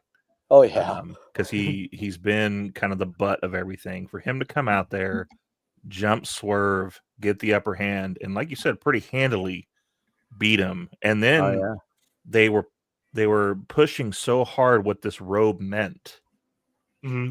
And for him to then snatch it on the way out too, of like, okay, you guys love this so much, and this is something that Nana had built up. It's coming home with me. Yep. Yeah, and somebody made the comment, and I apologize, I can't remember who it was, but who the robe belonged to also had said something about Ricochet previously or something like that. So it's got even more deeper meaning to it. Yeah. Sped, what'd you think? Well, here's my noble moments. Ricochet hitting the steel chair right before the match. Swerve doing a power. What the hell? Swerve hitting the power bomb on the barricade. On the barricade? Oh, yeah. That part I did see because, like I said, I was kind of watching halfway because I had other stuff going on. But I did see that part. Oh, my God. But then he catapulted Kevin Owens on the ladder. But, oh, goodness. Well, then he catapulted Ricochet's throat into an exposed steel connector from the bottom turnbuckle. Swerve hit a house call into a Swerve stomp for a shocking near fall, that one was nice, right? The fans and everything were getting behind that one. But then Ricochet hit a springboard 450, splashed in a shooting star for a near fall. This match to me got an A+, right? You were right, Michael.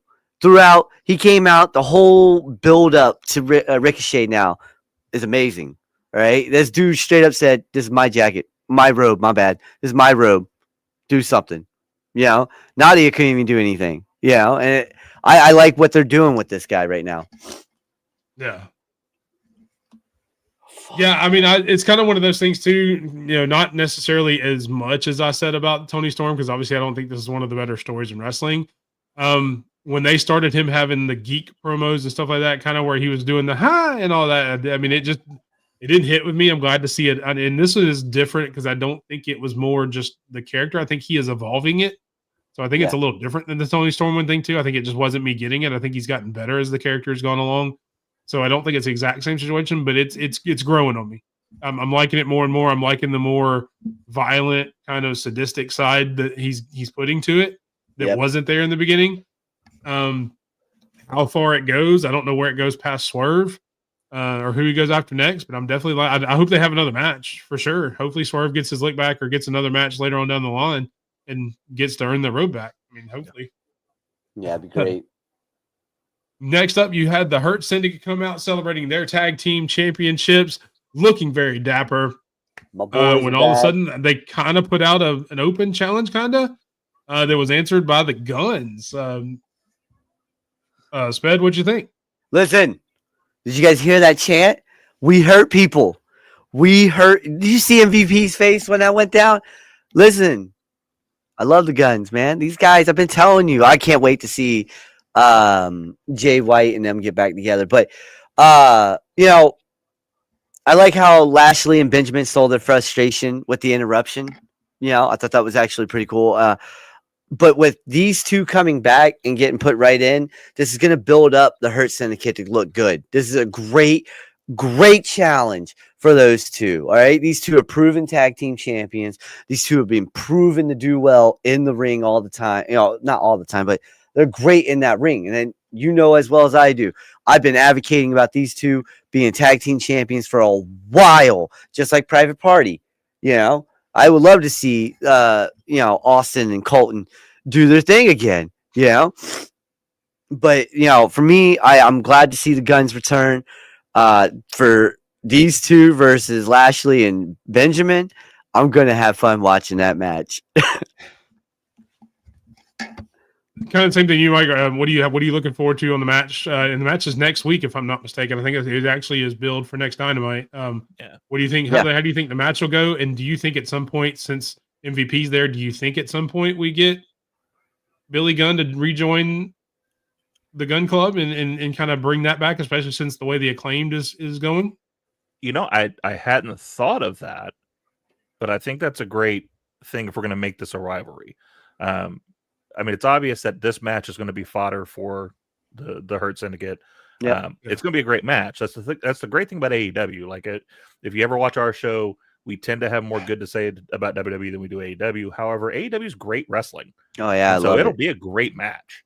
Yes. But they are here to there's make more the coming Hurt on that Syndicate later. look good. Yeah. No. Yes. So it's going to be a good match. If it turns into a rivalry, I could see that. Like you just saying that puts it in my brain of like they're getting beat down at the end of the match. Billy comes out to save his boys, and we put them back together. Because what's he going to do now that the Scissor Crew is not a thing anymore? Well, I also think this is just a little side quest for the Guns until Jay White's done with the Death Riders. You know, eventually we're going to get the Bullet Club gold back, right? Yeah, and that's kind of where I was going with it. I agree with Stampede. I don't want to see them all together again as a long-term thing, but for this feud with MVP being there, maybe he's there to offset MVP since there is that third person at some point. Yeah. It makes sense for this story, and then they can even say like, "Look, we appreciate you helping us out here. We've done everything else without you when you left. We can do the rest of it without you. We don't need a third person anymore. We're going to go off on our own," and then kind of catapult them from there. Yeah. Yes. But I think for this feud with MVP being there, especially because MVP and Gunn are about the same age, it's kind of the same thing there. I think it would make sense for this feud only. But I definitely don't want to see them back together as a whole. I think definitely the Guns can they can hold it on, on their own. Yep. Exactly. And I would love to see the Bullet Club Gold get back together. Give me back Juice Robinson. Give me back Juice. Okay? He's hurt. I know. I want Cardboard back. Give me Cardboard Juice back then. Okay? So before we move on to NXT real quick, anything else, Michael, that caught your eye from AEW? Or obviously if it's going to be part of your 3 count, don't put it in there because we want to leave that for there. Yeah, I'm going to leave the one thing that stood out for me for my segment. Okay. Sped, anything else that caught your eye that you want to say before we go to NXT? I probably the same thing I want to talk about, but I want to wait to hear what he says with his stuff. I don't want to. We'll I appreciate we'll skip over to NXT and then we'll wait for. And for those who don't know, Michael at Kicking At It 2 is with us this week. They have a segment that is called the 3 count, as you can see, is coming up after NXT, where they talk about 3 things that they've seen over the week that they want to go over. There you go. Billy Gunn's actually a lot. Holy crap! I thought they were closer than that. Wow, I thought they were a lot closer. Hey guys, than that. I hate to do this. I need to back away for just a moment. So yeah, you're good. We'll go over to NXT. All right. NXT. So next week on NXT, EC's dream match or nightmare match. I don't know how you want to look at it, but Cora Jade versus Bailey. He said, of course I'm going for Cora Jade. What do you think? You know, I was like, yep, I figured. So obviously EC thinks Cora is going to, and he's going to be cheering for Cora. Who are you going for? I agree with him. He's there every week, man. He knows what's going on, and I agree with him. I think Cora wins it. Bailey is that wrestler that can put anyone over and still be main event material later on. Okay. And it's because of what she's done throughout her career. You know, me and EC talked about this plenty of times where, yeah, I would have loved to seen Bailey get the Sasha Banks treatment or the Becky Lynch treatment or even Charlotte Flair treatment. Because let's not get it twisted. She held it down during the COVID era, you know, but like, I get it. I get why she's putting these women over because they're the future. And, you know, she's slowly but surely, you know, thinking about the next life, you know, her life after WWE. This is stuff I've talked with Esteban about. And he thinks that, yeah, she's got 4 or 5 more years left in her. Yes. But is it consistent 4 or 5 years? We don't know yet. You know, it's injuries are piling up for her now. She's starting to feel it at age wise, you know? Yeah, and I think so. The only thing that I in my head as I'm going over how I think it will be booked by WWE, the only thing I don't like about it is I think it's only going to further the Roxanne storyline. I think Roxanne's going to come in and cost Bailey, so they can continue that storyline. But I kind of agree with Stampede there. This is kind of what Cora needs. She needs to work with some of the higher talent. Yes. So she can improve her, and not that she's not good, but she can take it to another level. Being in with some of the more experienced and better people in the ring who can match her style and kind of show her the ropes of how to go week to week on a match. She's also going to learn a lot in TNA when she goes down that way as well. Yes, and I think that's where the Masha comes in for Masha Slamovich, TNA champion. Her going over there, I think that's gonna do a lot for her. She's one of the poster children for what Triple H talked about the TNA partnership. Is she's one of those people who needs more reps, especially coming off a couple of injuries back to back. That the TNA thing, letting her go getting extra matches along with still being in NXT every now and then is going to catapult her in the future to being what people thought she was going to be when she first came into WWE was to be a future main eventer, and then the injuries happen and everything else. So I think she is one of the poster children for the TNA partnership that Triple H talked about getting reps for their people. Yes. Also up next up, speaking of the TNA relationship, the return of Fandango, maybe? Chuck. Not really. So came out, JDC and TNA came out to a fairly big pop to the Fandango music. Made the surprise on Lexus King, who I guess we have just abandoned. Not really abandoned. They kind of made sense, but have turned heel again. Who is now embracing his dad being the loose cannon and going back to the heelish ways. JDC comes in and represents the system from TNA to get the Heritage Cup title match next week. I don't think they're going to let him come in and win the title. But I think it's going to be a really good match. Again, one of those things where not that I necessarily think Lexus King needs it as much because he's gotten reps in other companies. But it's a good match to put him on the map for NXT or somebody a face that people from NXT past will know. What do you think? What do you think about the match next week? Oh, I love the fact Fandango is back. Yeah. I had to show my wife who he was. She was like, "Who is this? And why do you did this song, you know, dun dun, and the dance and everything." And when he came out, I was doing, and she's like, "What are you doing?" I was like, "I don't know. It just happens." Okay, but she's getting used to it. She kept calling him Jock last night. It was hilarious. Or not last night, 2 nights ago. God bless it. She was like, "Is his name Jock?" That's why I kept saying Jock. She kept calling him Jock. Shit was hilarious. But no, I think I don't know why they turned him heel. I get what you said. It's just He was having fun because wasn't nobody believed him as a face. Nobody believes him right The face now. character was going nowhere. I said it last week or the week before. I was already tired of looking at it. I was tired You of seeing it on said the it, screen. like- It just didn't. It didn't make sense. He can't pull that off. He needs to No, be you this s- character. You said that from like the second week he was doing this. Yeah, You know, like- this needs to be his character. He needs to take every opportunity to win. He needs to lean into it. This whole Yes. I'm not going to cheat thing got so tired. Oh yeah, no, I feel that. Yeah, that did get boring as fuck. You're like, dude, shut up and just kick him in the nards already. All right. Yes, do something.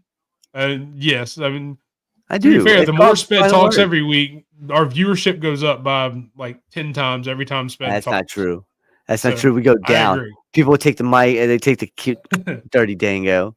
And so here's the thing, Dirty Stampede, and dango, I love it. here's why I think it's going to be a good thing is no matter what he did in TNA, yes, you're going to bring some of that over.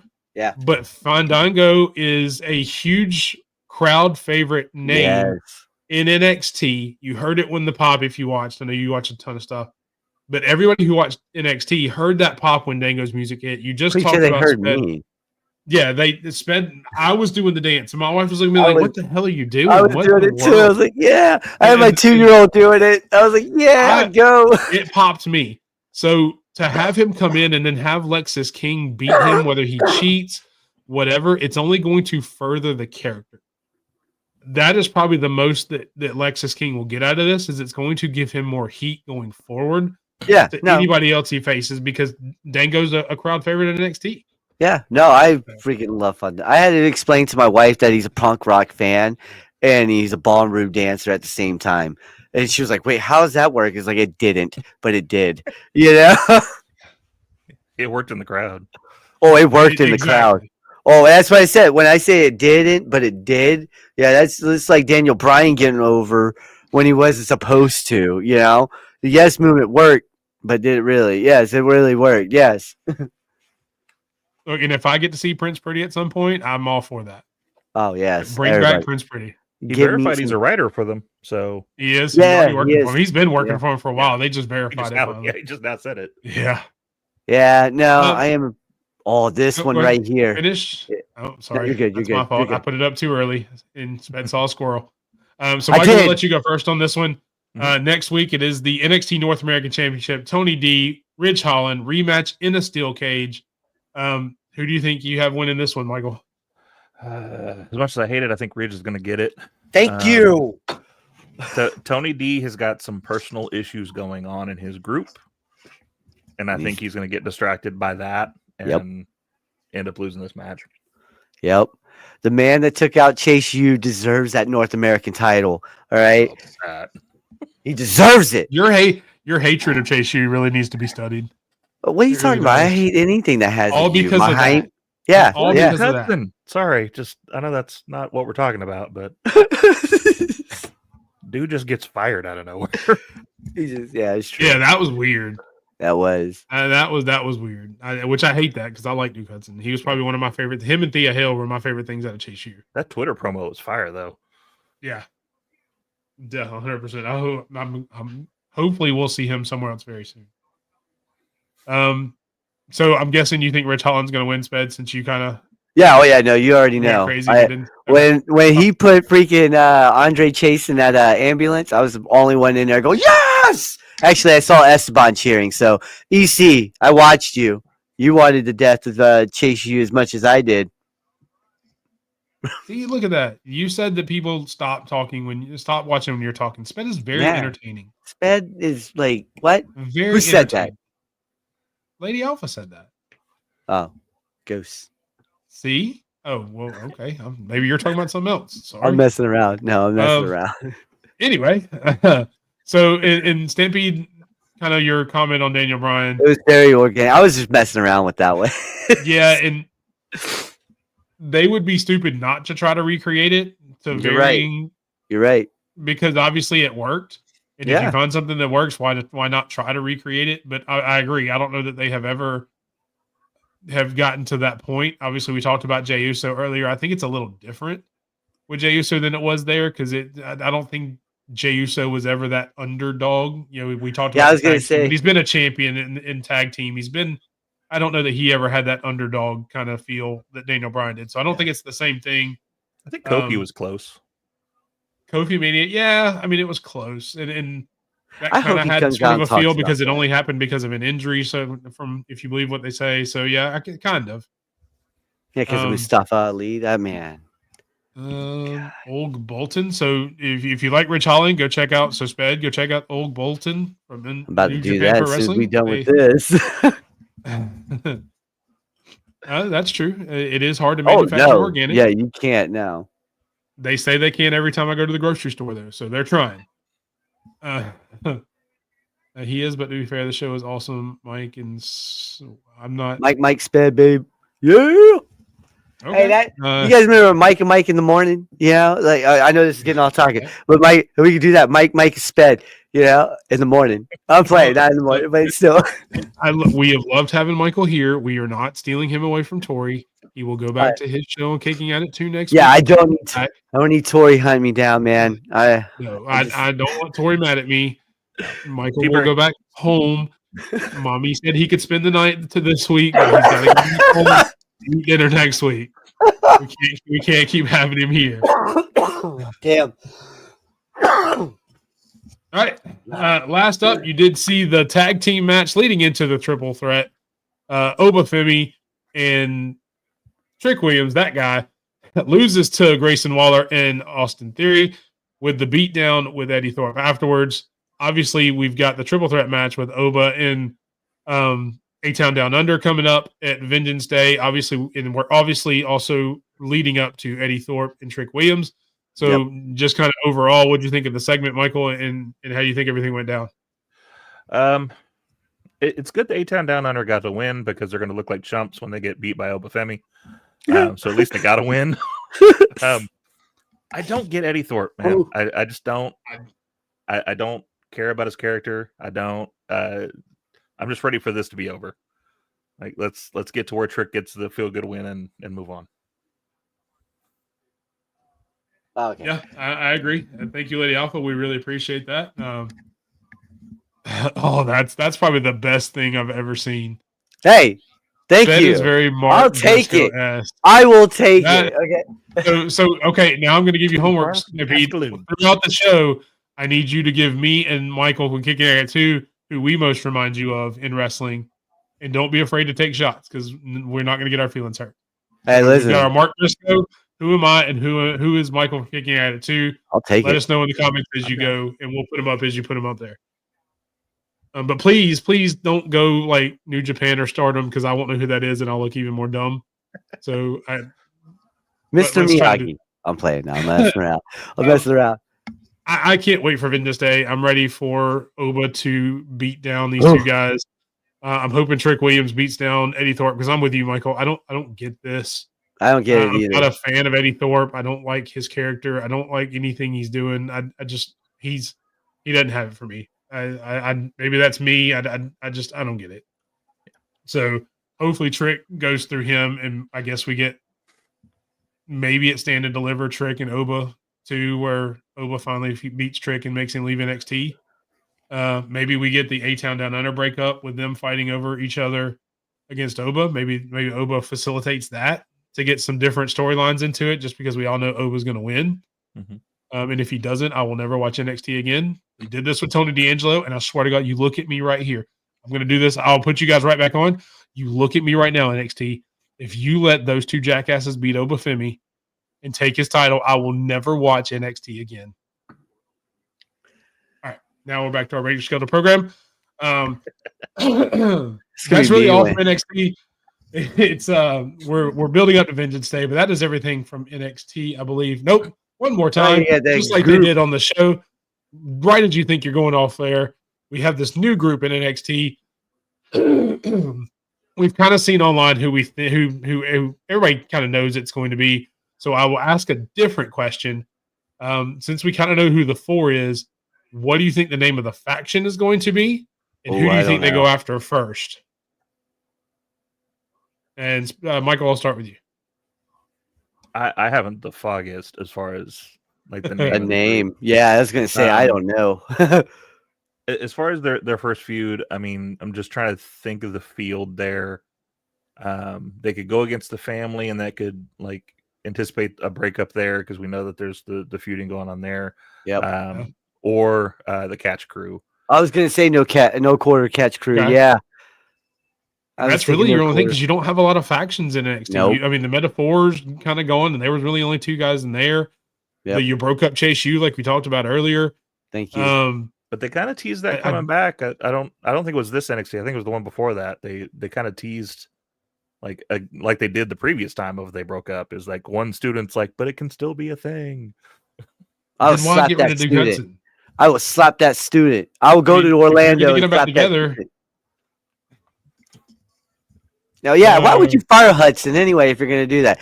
Yeah. Well, I gotta say, so I love Andrew Chase. I think he's a great talent. I think he's got a mind. I think he's decent in the ring. But if you're going to fire any male from that group, Andre Chase, why? He was the bottom of the totem pole of that group as far as. Oh yeah, no, I think it was the third guy that I can never remember his name. That's to me that was the bottom. Riley. Bourne, yes. Riley? Yeah. Yes, yeah. Riley. Yes, but he at least he came in and had that look where he could do some really cool stuff. Not that Andre Chase didn't do some good stuff in the ring. He was memorable to me because some of that stuff that he did. Yeah. So I would still put Andre Chase under him, just because of all that. And once he started spelling out his last name like he didn't know how to spell it while kicking people, I was like, this guy, no. We could have a whole show about how much you hated them. So we will. So that's a whole other episode. Yeah, it's really hard when you don't have a lot of factions, especially 4 people factions. Oh yeah. I mean, technically you've got a couple, but usually they have a female, like the family or the No Quarter Catch Crew. Yeah. I don't see any females in this unless I haven't seen any females teased in this. No. So really you're kind of stuck. If they want to bring them in as faces, they couldn't go after the family or anybody else really. I mean, you have them go after Gallus maybe, but that's still only a 3-man group. Or if they want to go after the whole Wesley and the 2 guys he's been with, I can't remember their names, but I don't know. I like the fact that they're trying to build new people, but who do you put about bringing the Radicals back? No. Wesley's been with a couple of guys from NXT. Oh, okay, I was like, hold on. He's been kind of mentoring. I don't watch NXT enough where I don't know. I can't. I watch it every week. I can't remember the names, so that tells you how impactful they have been. And I watch it every week, but I just can't remember their names. I watch it to find Esteban. That's my game. Yeah, that's true. But we will move on to Michael's 3 count, kicking at it to the 3 count. You see the logo there. This will be Michael's time. I will let him lead the way and kind of guide us with what he's going on. So continue on, Michael, with your number 1 of your 3 count. Thank you. Just real quick, the 3 count, we basically came up with this idea because the other podcasts that are kind of in this family of podcasts that we kind of working with the Lowdown, working with the Run-In, the Lowdown goes detailed step by step what happened in the show. You guys got to give highlights and have some fun with it. And so I think having another you can say we're better. It's okay of what happened. I don't want people to come to us and go, oh, well, they're just saying the same thing they are. So we decided that we would do a 3 count between the 2 of us, which each 3 of us pick 3 things in wrestling in general of the top things that we think happened in that week. The first one I got to say is Jey Uso. I know we talked a little bit about him, and so I'm not going to go too far deeper into that. But yeah, just him coming out there. It took, if I remember right, the last count was 14 minutes from the start of the show for him to say 1 word because the crowd was just so into it. And yes, I understand, like he's coming from the outside into the entryway and down and all that, so that's a lot of that time too. But him being able to restart his music because they're just like, let's do it again, let's do it again, let's do it again. The crowd wanted to vibe with him longer. Wonderful moment. Great for him. There was a video here recently that showed after he won the Royal Rumble, he came back there and Jimmy was back there, was one of the first people, and Jacob was one of the first people to meet him back there, breaking kayfabe and just give him a hug. Good job, man. So awesome that happened. My number 2 is from AEW. It's Dustin Rhodes confronting MJF on Dynamite. Good Lord, Dustin can talk. And we talked about the Jey Uso segment being relatable. That the Dustin Rhodes promo Yeah, salt of the earth, every man. And I do have definitely. to fight against what I'm sure one of our cohorts, John, is going to say, because John talks a lot about the fact of AEW bringing up WWE names. I don't think this one was egregious. There's a point in there where he's like, you spent all this time trying to get out of your daddy's shadow, and now you're trying to get out of your brother's shadow. I don't think there was anything wrong with that. It comes back to like the whole tribalism thing. It's not saying one's better than the other. It's saying we're not going to insult your intelligence. There are other companies out there. You know, his brother's out there and is the head of that company right now. So this is a good dig against Dustin of now he's 100%. the famous Rhodes. You're just here with that belt. Like it made perfect sense. Yep. But 100%. that, and then the segment itself, it, bringing in more of the Cowboy and him having a little bit of a face off, and then Cowboy running off, trying to find Max Caster, which I can't wait till he catches him and whoops his ass. That's gonna be a lot of fun. That's gonna be funny. Yeah. But just a great segment overall. MJF is always great on the mic, but just to hear Rhodes be able to just lay out what he has to say was a wonderful touch. And the last thing I had, the last of the 3 count, is it's not even a wrestling thing. It's a podcast. Undertaker's podcast. Oh, yeah. So there's a TikToker named Justin Nunley who was a guest on his podcast. And I think he was just there to bring up the shit that Undertaker can't bring up himself. Because then it's just kind of bad stuff that he can't talk about. So one of the first things he brings up, he goes, so Hogan came back. And you could just see on Taker's face, like, oh, shit, here it goes. I'm going to have to talk about this. Oh, God. And it was like, what kind of pop was that? And he was like, it was an ego pop. That's what it was. And he just kind of talked about what we all have talked about probably on all our podcast of like, why did Taker get a pop and Hogan got booed out of the building? And it's because things come back to bite you. Oh, yeah. Like, I don't agree with some of the stuff that Taker does as far as his politics are concerned. But he's also not just been a trash human being. So I will still cheer him when he's out there. But when you got Hogan, who even just recently on a podcast was talking about the hate that he would get. And he's like, you hate it. Now I've done all this Make-A-Wish stuff and all this. I did it for the money. And I'm like, you're even just showing you're more of a trash human being now. Yeah. You're like, yeah, I also saw those Wish kids because I wanted the money. Yeah.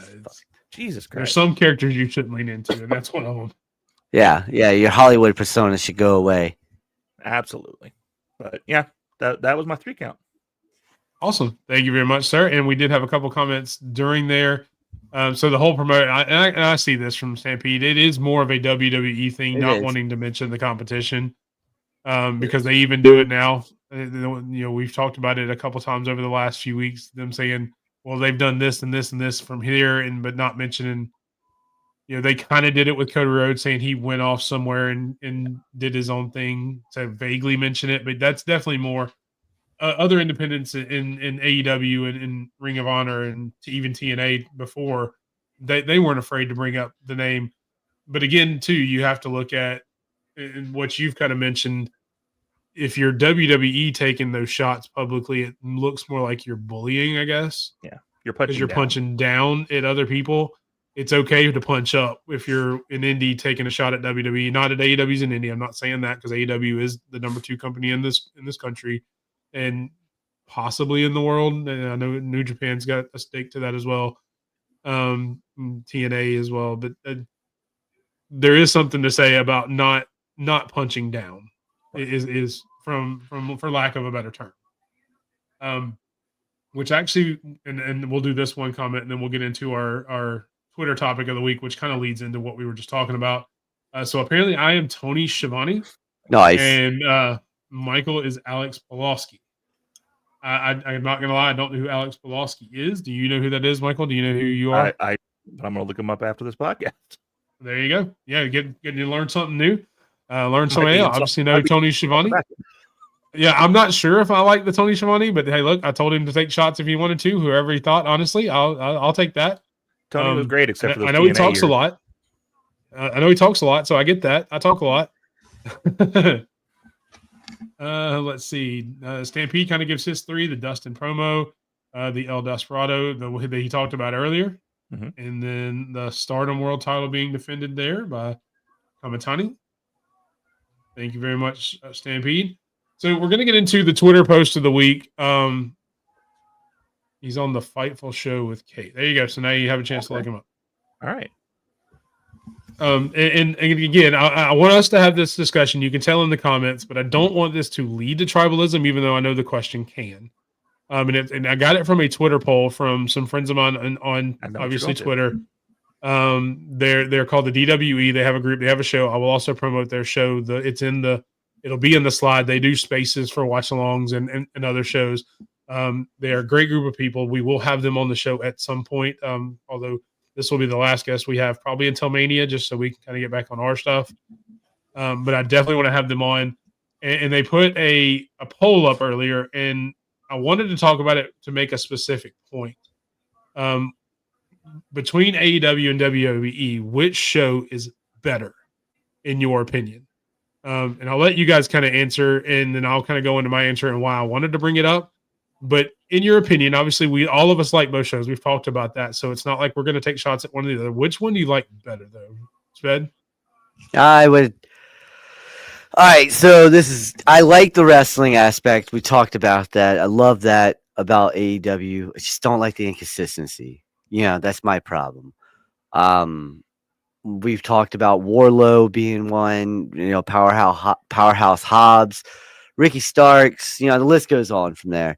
For a long time, for me, it was Private Party, but I give the edge to WWE because, they do put on, they give you five, you're either going to get something good or you're going to get something mediocre or something so bad that we're going to be talking about it the next 3 days on Twitter, and that's just WWE to this point. AEW, don't get it twisted. They're on the rise. They're coming back up. People got to realize that Collision may be doing doo-doo numbers and everything, but Dynamite staying around 600,000, and it's only going to get better. Like me and you, Big Mike, we talk about it all the time. The Death Riders angle, how that's progressed. And it stepped back a little bit. Then they got us back into it again. And you just talked about how can they get you back into the Tony Storm, or was it the Tony Storm one? Yeah. You were just talking about that one, and they got you back into it. So it's like the inconsistency is what makes me not want to say AEW over WWE. But at the same time, WWE has this inconsistency. We're just used to it, because we've been doing it for 40 years. It's a good point. They both have inconsistency, so it's hard to put one over the other. Michael, what are your thoughts? Stampede, you and me need to talk more because you took the Stampede's words right out of my mouth. I'm going to say something very similar. That's why I didn't put his comment up, because my comments are going to be very similar to that. That dude's so knowledgeable. It's apples and oranges. Yes, Sped, you focused on like what AEW can get better with, and that's like the inconsistency of the stories and all that stuff. They could get better with that. But even if we're talking between the two shows, yes, please. We say on my podcast all the time that wrestling is a buffet. Yes, and if you don't like the prime rib, you don't have to talk shit about the mac and cheese. Just go have the prime rib and leave the mac and cheese alone. Thank you. The problem is WWE is a buffet in itself. They have a little bit of everything. They have the hot wrestlers. They have the high flying stuff. They have the stories. They kind of put it all in one thing, where AEW focuses on the wrestling. And I love it. We're talking specifically about the TV shows. WWE gets the edge for me. And that's because in their show, it's a little of everything. I get to watch a little bit of everything I love about wrestling. Yep. Yeah, you're right. God, I can't believe I'm sweating. And to bring it up, that's exactly what Stampede said. It is an apples to oranges comparison. And this is, I even made the point in one of the comments there. And I will start by saying, yes, WWE does slightly go ahead of AEW for me, because I do like more of the entertainment side of it. I love wrestling, which is why I love AEW too, which is why we talk about it every week or most weeks. But I thought about this, and that was the first thing that came to mind. And I'm kind of using this as the final word as well. So we won't have a very long final word, because this is kind of my final word before we do the matchmaker. I know it's kind of combining. if you watch AEW thinking you're going to get what you have with WWE, you're going to be disappointed in AEW. Very disappointed. If you watch WWE thinking you're going to get what you're going to see in AEW, you're going to be very disappointed in WWE. And I think that's what people don't necessarily understand. You can't, I don't go drink a Pepsi and expect what I get from Coke. Yep. Because if I do, I'm going to be very disappointed. Or you're in your I go to drink a Pepsi because I want to see what a Pepsi tastes like. And I may not like that Pepsi, and that's completely fine. But if you go in expecting something else from something completely different, you're going to be disappointed every time.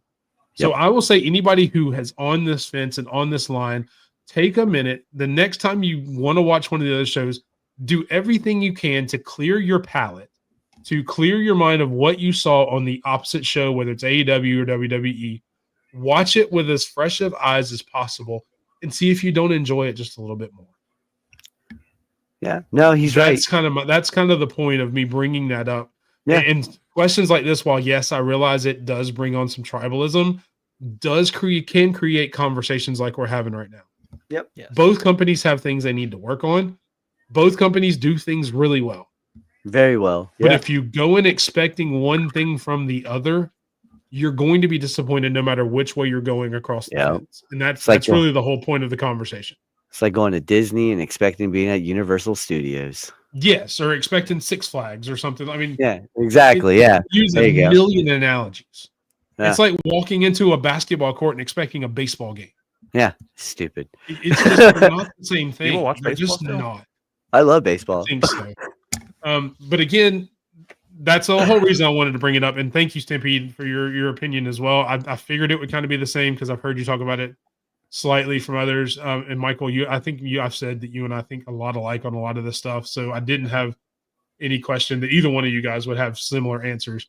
But I wanted to make sure we brought it up because I thought it was a really good point. And thank you to the Island of DWE, Miami the Great, Final Boss Baby, all those guys at DWE. Go check out their spaces Mondays, Wednesdays, Thursdays. I think they do, or Fridays. I think they want to do one for NXT too.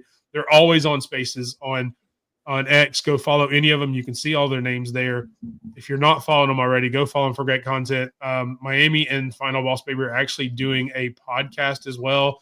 And shame on me, I had it in my head to mention the actual podcast, but I think it's Talk It Up. And I'll post it on X later.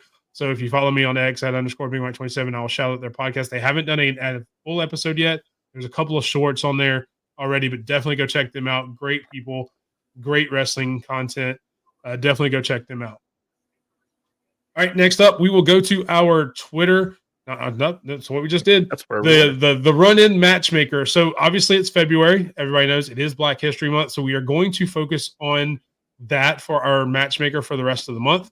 One, because we obviously want to focus out a group that may not get focused out in wrestling as much. But two, one of the things we want to do here at the run-in is teach other people. Hopefully we bring up some names that you've never seen before, some history that you've never heard about that you'll be able to go chance to look at. That will be some of the ones further. Right now, we're going to do some of the current ones, a little bit of history of Booker T and Ron Simmons. But this is our first run-in matchmaker for Black History Month. You've got Ron Simmons. You've got Mark Henry. Did I say Ron? Yeah, I did say Ron Simmons, right? Did I say Mark Simmons? Okay, I thought I mixed them together. Booker T and Bobby Lashley. Sped, you're the one to put together, so you've had the most time to think about this. So I'll let you go first. How do you think this match plays out? Well, all right. So how this match plays out is Bobby Lashley winning. All right. This starts off though. Henry starts off dominant, tossing everybody over. Boom, boom, boom. Booker uses agility and experience to keep pace, fast and away from the bigger guys and stuff like that. Simmons and Lashley go to war in a battle of heavy hitters. I would love to see that anyway. The spine busters between those two men would probably put a person through the mat. All right. Booker T tries to roll up Lashley, but he kicks out. All right. And then Mark Henry hits the world's strongest slam on Simmons. But before he could pin him, Lashley spins Henry out of nowhere, then throws him out. Okay. Throws Henry out of the ring. Booker T goes to do the leg scissors. He comes out of the way, spears him, and then does the Dominator, and that's it. That's how he wins. So you've got Bobby Lashley winning? Oh, I got Bobby Lashley winning. I got the ex-military man winning this one, yes. Not shocking coming from for a former veteran. Yeah. Michael, how do you think this match plays out? For the It's fact hard. that you have the Ron Simmons picture, not a Farouk picture. Oh, listen, I That had to go with that the to me- Ron Simmons. I had to go with the first ever WCW World Heavyweight Champion. Well, that's what I'm saying. So the fact that you did that, I have Ron Simmons coming out on this. Oh, nice. Okay, I like that. I think the Farouk knocked him down a couple of pegs. Yeah. But I mean, if I'm to think about it, obviously Ron does the strength thing against Mark Henry, lays him out. Usually when Mark Henry was taken out by a stronger guy that was able to actually slam him, it always took him a longer time to get up. Booker T's a non-factor. He's a great wrestler. I'm just saying in this match, especially if you got King Booker, if that's what we're going with here. Well, I just did that because it kind of, if you look at his stuff, that was the only really real run that you can look up besides the Gold Dust and, what he did over there on Raw.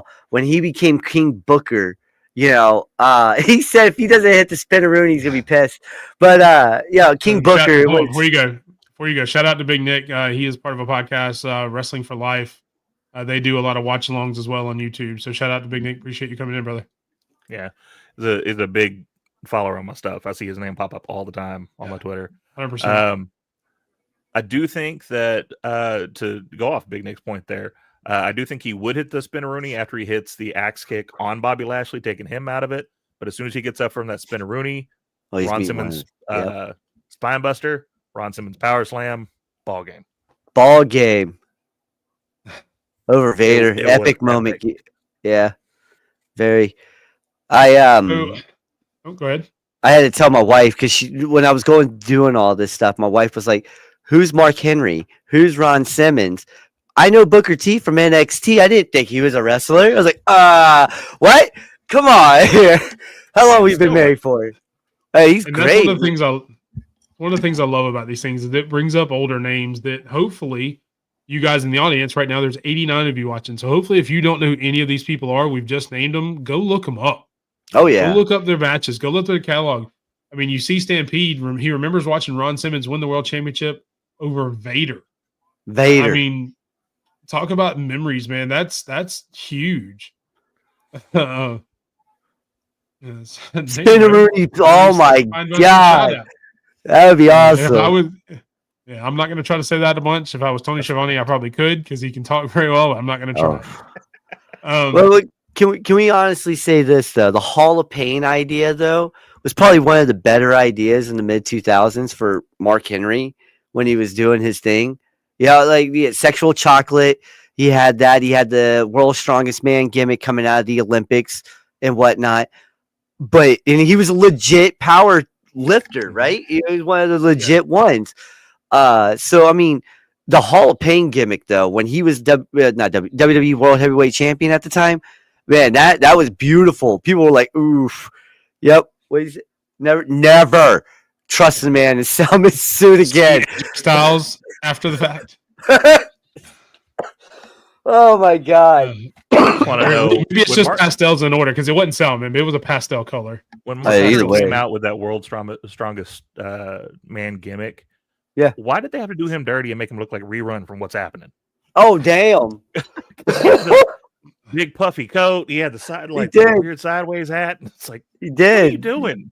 He also went through the whole thing where he had a baby with Mae Young, and it was a hand. He didn't have a baby. He had a hand. It was a hand. It was a hand. Sorry, he had a hand. Which I know this is off topic, but I wish to God his son Jacob Henry just signed not too long ago. Yeah. If they don't bring him in as Jacob Hand, oh my God, they're missing the biggest opportunity. His in-ring name needs to be Jacob Hand. God damn. Most 99% of the people won't get it, but all of us from the Attitude Era will pop the hell out of Jacob Hand if that's his name coming in. We would send that kid to the moon. Straight to the moon. Yes, it was a very different Vader. He was especially his New Japan. I've seen a lot of the matches from there. Holy hell! I've seen some of the previews of what Dark Side of the Ring is going to talk about this next season, and one of them is Vader, and I'm hoping they show like the downfall of what happened there because he was such a beast in WCW, and then WWE just lost himself. Yeah, pretty much. So I guess I will be quick and say I think Bobby Lashley takes it. I mean, he's got the strength, he's got the speed, he's got the cerebral part. I think he puts it all together against all three of them because you've got all three of the other guys who are obviously powerhouses. Booker T not as much, but he's still powerful.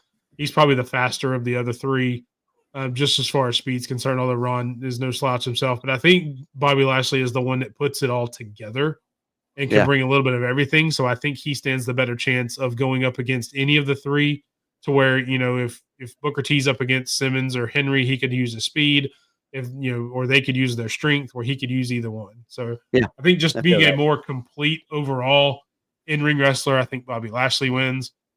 If it's a promo, I think Booker T wins, obviously. Oh yeah. So I will say that. Yeah. Followed closely by damn. Yeah. Ron Simmons, he could win it with one word just because it's hilarious. And the fact he got over one word, and I'll show you, Jay. So I get over one word too. Right. That is our matchmaker. Again, we are going to focus on African American performers all February. Hopefully, you learned some stuff from us and from them. Go back and watch their catalog. Show these great wrestlers. Go watch the Booker T documentary if you want to learn more about Booker T and his life and how he went from being in trouble to a 6-time world heavyweight champion. That's the one documentary I would recommend people watching. That is a great documentary. So, and I will spoil it. Shelton Benjamin will be in one of these. Oh no, he's coming up this week. He will. Yeah, he's coming up. Shout out. He's always been one of my favorite wrestlers. He's coming up. The color or anything. I've always loved Shelton Benjamin. So yes, he will be on one this month. No, he's coming up. Man. His college years are what I love too. OVW. I will say this for Big Nick's. Fuck that guy. I don't curse a lot on this show, but I will full out say fuck that guy for that one. I try not to do it a whole lot on the show, but he's been on our list for a while. I've seen it. He's been on your shit list for a while as well. That's right. Yeah, no, screw that. And as we talked about, this is normally where the Final War with Big Mike. I kind of used all that up when we were talking about the different shows and things like that. So I will just spend the time first off letting you guys. First off, Michael, where can everybody find you? And my final word will be to prop you guys up. So, Michael, where are you? I appreciate it. So you can find me and my auditory tag team partner Tori over at Kicking Out at 2 on everything except for X. It's at Kicking Out 2 at PC. Screw that guy that took that from us. But you can catch us on Twitch. You can catch us on YouTube. We've actually just changed our times. We used to do 7:30 to whenever. We've actually moved to 9 to try to compensate for the fact of some of our friends that do podcasts. So that way we can try to pass each other in the night rather than trying to fight for an audience. So we actually to somebody who tries to run over and watch your show after ours. I appreciate that. No problem. Yeah. So we do 9 to whenever now, just to kind of try to just let me know how much to send to you on a which means going forward, Sped, I'm going to need you not to talk as much so we can get out of here in an hour. Okay, fine. Just let me know what you're. So we can go watch Michael and Tori at Kicking Out at 2. Just send me your stuff so I can raid you after every show. We'll do. Again, at Kicking Out at 2 on everything. Okay, got you. Also, you can catch us over on TikTok for as long as that's a thing. We do some short. Rocky Johnson will. Like I mentioned it earlier in the podcast, like one of our fun ones to do is we do Pro Wrestling for Dummies, where we teach people pro wrestling terms and where they came from. And we also do one called Who Betta, where we do a little game of picking 5 people at random, and Tori has to then tell me how they rank without knowing who they are. At the end there. Dom did end up as number 1 one time, and that was a complete accident. That's what I'm talking about, because he is number 1. Yeah, come over, have some fun with us. We always have a lot more fun when there's people chatting with us at the same time. It makes it a lot more fun to do. Damn. All right, Sped. I know we usually talk about where everybody can find you. Obviously, they can find you here at the Run-In. Where else can people find you on social media? Anywhere that says Spedrock on it, honestly. SP3DROCK. If you see a 4 at the end, that's probably me too. But real quick, can I ask you guys something? Nobody was talking about this. Will Ospreay versus Mark Davis real fast. Okay? That was terrible.